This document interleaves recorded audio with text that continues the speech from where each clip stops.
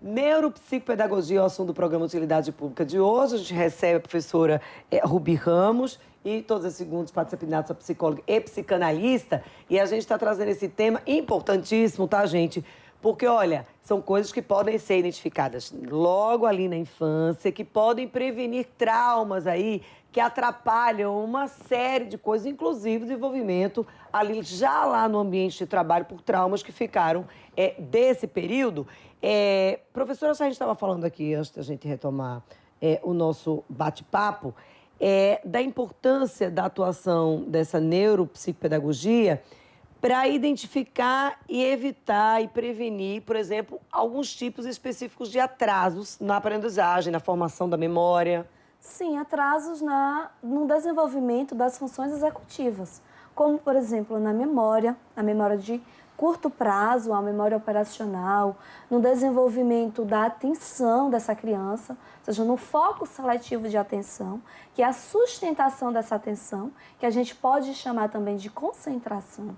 Então, nós podemos estar evitando atrasos pedagógicos, atrasos do currículo escolar, mas atrasos também no que se refere à formação do cognitivo da criança. Se você identifica e começa a tratar esses sinais precocemente, você evita situações desnecessárias no futuro, para que essa criança consiga se desenvolver bem, de forma saudável e ter sucesso e conseguir alcançar os desejos, os seus almejos na vida. Tudo que nós nos tornamos hoje, inclusive as funções mais básicas, como fala, como andar, a gente trouxe lá de trás, né? Então, quanto mais a gente puder fazer esse percurso da primeira infância, da pré-adolescência e adolescência, de uma forma a desenvolver as habilidades, de uma forma harmônica, como a Rubi falou agora, muito melhor. A gente tende a se tornar um adulto muito mais hábil em todos os aspectos, né? Um adulto saudável. A gente já falou do adulto no mercado de trabalho, o quanto isso é importante. Então, é muito importante que a gente perceba isso. Por exemplo, memória, que a Rubi falou. A memória é uma habilidade importantíssima e a gente só se dá conta da memória quando a gente perde a memória. Começa a falhar. Né? Que a gente pensa, Exatamente. Peraí que eu ia falar. Então, a gente não tem esse olhar atento. E eu acredito que a neuropsicopedagogia tenha esse olhar muito mais atento. Ela falou um termo que eu adorei, que ela transita, né? Porque por ter várias áreas de conhecimento, ela transita muito bem para esse olhar que muitas vezes a gente não tá ali no cotidiano, não tem, né, expertise para detectar.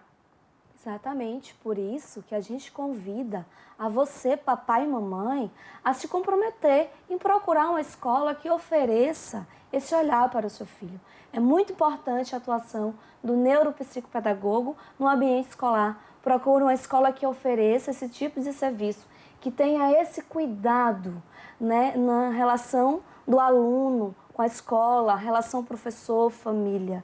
Então, é muito importante. Até para a família não ser pega de surpresa, né? Sim. Porque às vezes quando isso não é detectado, e aí aquilo ali, o tempo vai passando. E aí quando a família percebe, aí, gente, mais uma vez, não é por negligência da família muitas vezes. Às vezes há, obviamente, a questão da parte da negligência. Mas muitas vezes não é. É porque você passa, o período que você passa com o seu filho, geralmente não é a atividade que você desenvolve, não é especificamente a atividade que aquilo se manifeste de forma a chamar a atenção. Às vezes aquilo ali se manifesta por conta daquela atividade, ou vai, sei lá, chega em casa, então vai fazer o quê? Nem sempre ou a criança já fez a tarefa na escola, o dever de casa, ou vai ajudar ali, mas vai assistir uma televisão, vai jogar um videogame, vai fazer uma brincadeira. Então, assim, você não consegue perceber dificuldades que ela tem no momento do aprendizado. Até porque a gente fica sugado pelo cotidiano, né? Nós não estamos culpabilizando ninguém, e a gente vem falando isso recorrentemente, que não é questão de culpa, mas justamente trazer outras possibilidades para que possamos evitar esses percalços aí ao longo do processo. Isso facilita, isso encurta o caminho. É o diagnóstico precoce, você tem como trabalhar aquilo de forma que aquilo ali se dilua, aquilo ali não seja apresentado para a criança com um problema, mas que aquilo seja trabalhado de forma diluída, de forma natural, porque para não pegar de supetão, então peraí, vamos tirar a criança daqui, vamos tratar aqui, já causou um outro trauma. Isso é um alerta, gente, que a gente está fazendo, porque a gente sabe que hoje tem muitas crianças, por exemplo, o Rubi e Patrícia, que moram, passam um período com o pai, um período com a mãe. Sim. Olha, aí é que dificulta mesmo a identificação, porque na ânsia de aproveitar o tempo da melhor forma, você não consegue parar para, por exemplo, avaliar a forma com que seu filho está se desenvolvendo no aprendizado.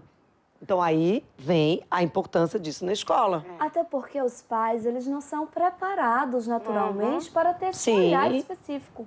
E nem o professor de sala de aula regular. É importante que a gente explique sobre isso. O neuropsicopedagogo, ele tem uma formação. Ele estudou um pouco mais, além das questões pedagógicas, para que ele possa identificar esses sinais. Bem como o psicólogo, o fono, o TO. Mas os pais não. Os pais têm muito essa questão do aconchego, do acolhimento, dos valores que são passados para as crianças. Não é responsabilidade dos pais ter essa visão específica, restrita à identificação desses sinais. Isso fica para os profissionais especializados. É por isso que a gente tem as especializações. Então, mais uma vez o alerta, procure ajuda, procure orientação. Você que é diretor de escola, invista nesse profissional. Ele é fundamental para o sucesso da eficiência da educação na sua rede de ensino.